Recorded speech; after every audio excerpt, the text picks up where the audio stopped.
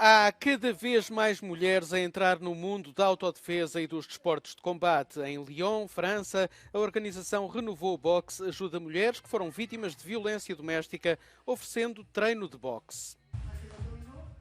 Je sais ce que c'est de prendre des coups et de me mettre à la place d'une personne qui ne peut pas se défendre. C'est aussi ça qui m'a amené à vouloir mettre en place ce projet. Ça nous permet de reprendre confiance en soi et de se considérer en tant que personne. Puis ce qui nous permet de voir, c'est qu'on n'est pas toute seule dans cette situation. Et en fait, on n'a pas honte. Parce que bien souvent, on se sent responsable de la situation et on a honte. Et le fait de se retrouver avec d'autres personnes qui ont vécu la même chose, on se comprend et on parle le même langage.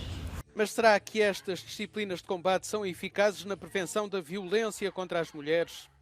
Even though I was a boxing champion, I was being physically and mentally abused by a man. He had threatened to kill me for 20 years. So physically, I was never going to be able to fight him and win.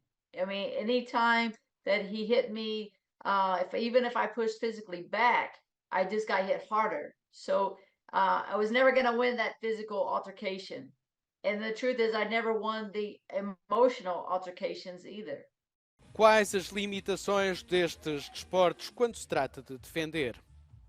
Quand on est attaqué, il y a la première voie de réponse qui est une voie réflexe autonome par notre système nerveux autonome qui utilise soit l'attaque, la réponse, soit la fuite, soit la sidération, le gel. Et à ce moment-là, la victime, elle est paralysée. Pour mettre en place ces techniques d'autodéfense, il faut qu'il y ait quand même ces quelques petites secondes qui me permettent de reprendre la maîtrise de la situation. Notre réaction n'est pas la même parce que c'était pas prémédité. Et donc la réaction, ce sera une réaction de survie et pas une réaction d'entraînement.